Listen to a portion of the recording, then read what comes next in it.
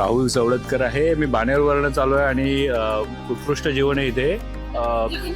आम्ही चिकन रान मागवलं होतं आणि गावरान चिकन मागवलंय आणि टेस्ट खूप चांगली आहे, अप्रतिम आहे. माझं नाव अद्वैत गणेश देशमुख आहे. वाड्याबद्दल ऐकलं होतं बरेचदा, तर इकडे आलो तर इथलं मटन थाळी घेतली होती. मटन उत्तम शिजलेलं आहे आणि रस्सा आणि भात वगैरे घेतला होता, ट्राय केला होता. तर एकदम व्यवस्थित आहे, चव उत्तम आहे. आणि जर इकडचं ॲम्बियन्स वगैरे जर बघितलं तर एकदम शुद्ध आहे.